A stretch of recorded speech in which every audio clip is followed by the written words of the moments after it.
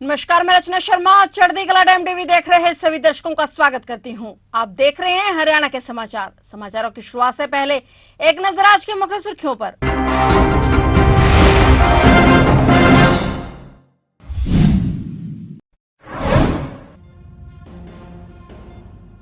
करनाल में आज रक्षा मंत्री राजनाथ सिंह की रैली। मनोहर लाल और सीएम नायब सैनिक के लिए की वोट की अपील। अमित शाह भी कर चुके हैं जनसभा।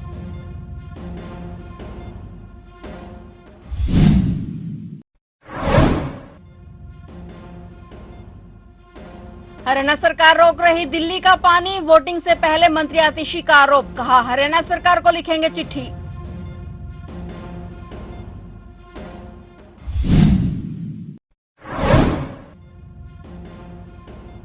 हरियाणा में कांग्रेस झोंक रही पूरी ताकत। आज राहुल गांधी की ताबड़तोड़ रैलियां। राहुल गांधी ने भाजपा की अग्निवीर योजना को बनाया निशाना।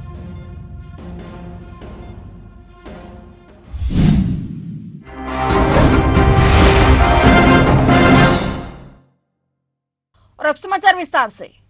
करनाल लोकसभा क्षेत्र के घरोंडा अनाज मंडी में चुनावी जनसभा को संबोधित करने के लिए आज केंद्रीय रक्षा मंत्री राजनाथ सिंह पहुंचे। यहां उन्होंने करनाल लोकसभा से भाजपा प्रत्याशी मनोहर लाल और विधानसभा प्रत्याशी नायब सिंह सैनी के समर्थन में वोट की अपील की। इस दौरान केंद्रीय रक्षा मंत्री राजनाथ सिंह के साथ मनोहर लाल, सीएम नायब सैनी जैसे बड़े दिग्गज मंच पर मौजूद रहे। मंच पर मौजूद दिग्गजों ने बारी बारी से अपने संबोधन में जनता को साधने की कोशिश की। वहीं उन्होंने विपक्ष पर भी निशाना साधा। बता दें कि इससे पहले पीएम नरेंद्र मोदी, राष्ट्रीय अध्यक्ष जेपी नड्डा और गृह मंत्री अमित शाह भी मनोहर लाल और सीएम नायब सैनी के समर्थन में जनसभाएं कर चुके हैं। अब देखना ये है कि जनता इस सीट पर उम्मीदवारों के भाग्य को लेकर क्या फैसला सुनाती है।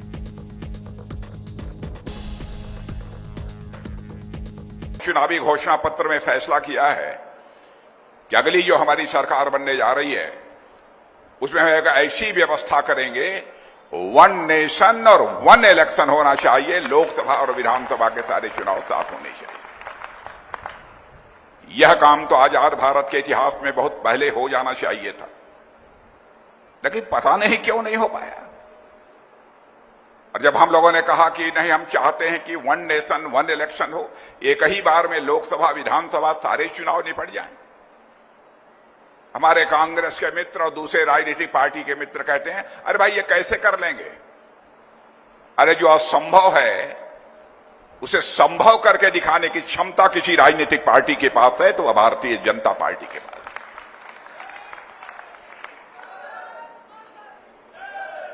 और बहनों भाइयों, उसको करके हम दिखाएंगे। और हरियाणा में एक वेदना लेकर आया हूं, और मैं जानता हूं कि हरियाणा के लोग स्वाभिमान के धनी होते हैं। मान, सम्मान और स्वाभिमान उनके हृदय की सबसे बलवती भावना होती है। वह भूखों मर सकते हैं लेकिन अपने मान, सम्मान, स्वाभिमान से कभी समझौता नहीं कर सकते।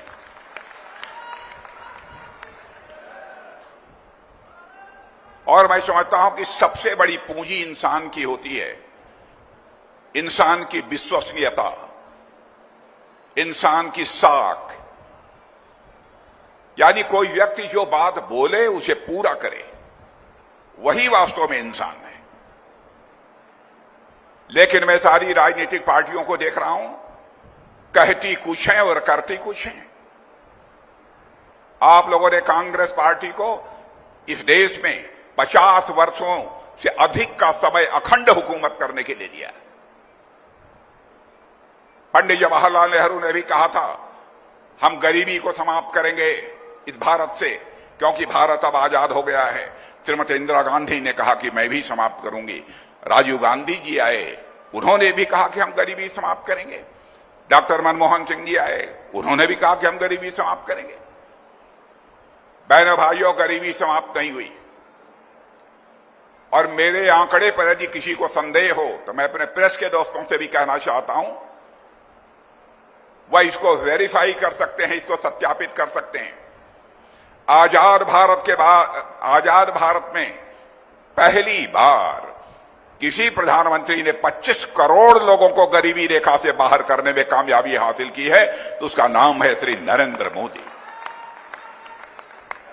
आप नेता और दिल्ली सरकार में मंत्री आतिशी ने आरोप लगाया है कि भीषण गर्मी और लोकसभा चुनाव से पहले हरियाणा सरकार और राष्ट्रीय राजधानी के पानी को रोकने की कोशिश कर रही है। आतिशी ने कहा कि 25 मई तक बीजेपी नई नई साजिश करने की कोशिश करती रहेगी। उन्होंने कहा कि हम लोग हरियाणा सरकार को चिट्ठी लिखने जा रहे हैं। दिल्ली को होने वाले पानी की आपूर्ति को ना कम किया जाए और ना ही रोका जाए। अगर लगेगा तो हम लोग दिल्ली के हिस्से का पानी हासिल करने के लिए अदालत का दरवाजा भी खटखटाएंगे। उन्होंने कहा कि हरियाणा सरकार द्वारा यमुना का पानी रोका जा रहा है। हरियाणा सरकार धीरे धीरे दिल्ली का पानी रोक रही है। इसके अलावा आतिशी ने यह भी कहा कि सीएम अरविंद केजरीवाल के जेल से बाहर आने के बाद बीजेपी और सत्ते में है। यही वजह है कि बीजेपी अरविंद केजरीवाल के खिलाफ साजिश करने में जुटी हुई है।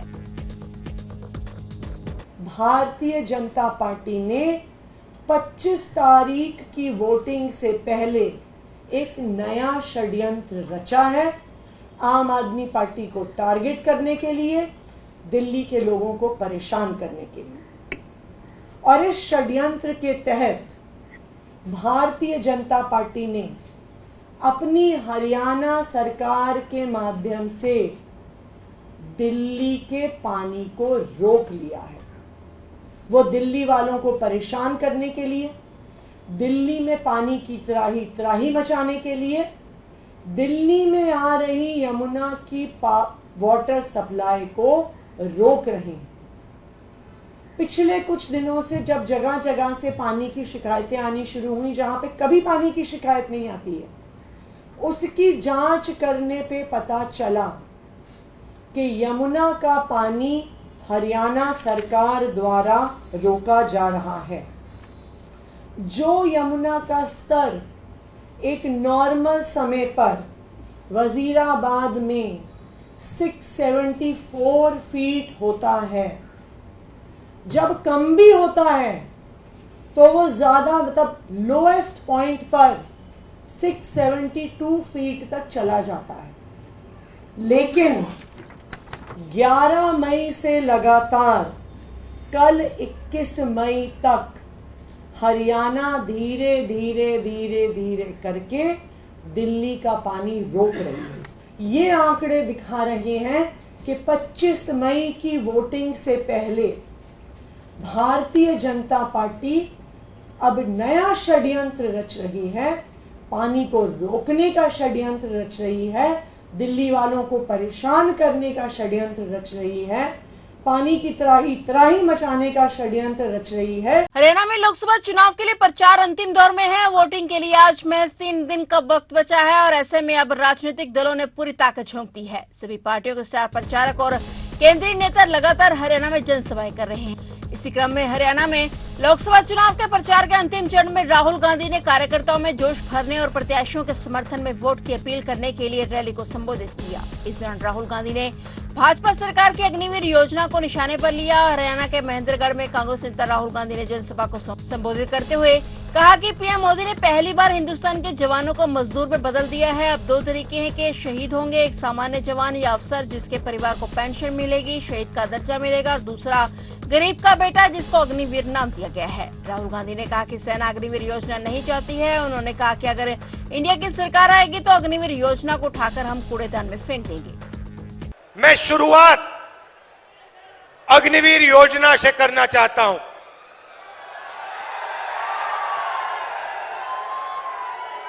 हिंदुस्तान के बॉर्डर की रक्षा हरियाणा के युवा करते हैं, बाकी प्रदेशों के युवा करते हैं। दिल में, खून में, डीएनए में देशभक्ति है आपकी। और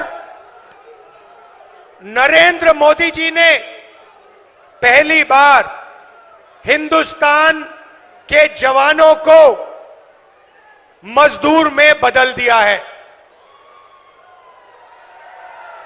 मजदूर में बदल दिया है। कहते हैं कि 2 तरीके के शहीद होंगे, एक नॉर्मल जवान या अफसर, उसके परिवार को पेंशन मिलेगी, शहीद का दर्जा मिलेगा, सारी की सारी सुविधाएं मिलेंगी, और दूसरा गरीब घर का बेटा जिसको अग्निवीर नाम दिया है, इस अग्निवीर को ना शहीद का दर्जा मिलेगा, ना पेंशन मिलेगी, ना कोई सुविधा मिलेगी, ना कैंटीन मिलेगी। ये योजना नरेंद्र मोदी की योजना है, ये सेना की योजना नहीं है। सेना इसे नहीं चाहती है, ये पीएमओ से योजना बनाई गई है। तो मैं पहली बात आपको कहना चाहता हूं, इंडिया की सरकार आएगी, अग्निवीर योजना को उठाकर हम कूड़ेदान में फेंक देंगे। भारत निर्वाचन आयोग के विशेष चुनाव खर्च पर्यवेक्षक BR बालाकृष्णन ने विभिन्न प्रवर्तन एजेंसियों द्वारा चुनाव के दौरान शराब, मादक पदार्थ और अन्य सामान की जब्ती पर संतोष व्यक्त किया है और कहा कि 25 मई को हो रहे चुनाव में एजेंसियों को विशेष नाकों पर कड़ी निगरानी रखनी होगी। शराब फैक्ट्रियों पर भी पुलिस की निगरानी होनी चाहिए। भारत निर्वाचन आयोग के विशेष चुनाव खर्च पर्यवेक्षक BR बालाकृष्णन ने यूटी गेस्ट हाउस में हरियाणा और पंजाब के मुख्य निर्वाचन अधिकारियों के साथ बैठक की। बैठक में हरियाणा के मुख्य निर्वाचन अधिकारी अनुराग अग्रवाल ने बताया कि अब तक प्रदेश में 62 करोड़ 3 लाख रुपए की अवैध शराब, मादक पदार्थ और कीमती वस्तुएं जब्त की गई हैं। इसमें 14 करोड़ 94 लाख रुपए की नकदी भी शामिल है। यह कार्रवाई पुलिस, आयकर विभाग, आबकारी और कराधान विभाग द्वारा राजस्व आग सूचना निदेशालय द्वारा दी गई है। हरियाणा के पूर्व उप मुख्यमंत्री दुष्यंत चौटाला जेजेपी प्रत्याशी नैना सिंह चौटाला के लिए शहर में डोर टू डोर प्रचार के लिए पहुंचे थे। इस दौरान दुष्यंत चौटाला के साथ पूरा शहर उमड़ पड़ा। शहर में जेजेपी के चुनाव प्रचार के दौरान व्यापारियों और दुकानदारों में खासा जोश देखने को मिला। इस दौरान दुष्यंत चौटाला ने कहा कि शहर को जाम की समस्या से मुक्त दिलाने के लिए हरियाणा सरकार में रहते हुए जेजेपी ने पक्का इंतजाम किया। शहर के बीचों बीच एलिवेटेड रोड बनाया जाएगा और यह प्रोजेक्ट शुरू होने के बाद 1.5 साल में पूरा हो जाएगा। एलिवेटेड रोड प्रोजेक्ट के निर्माण से आम लोगों को जाम से बड़ी निजात मिलेगी। उन्होंने कहा कि जेजेपी हिसार प्रगति के लिए निरंतर प्रयासरत है।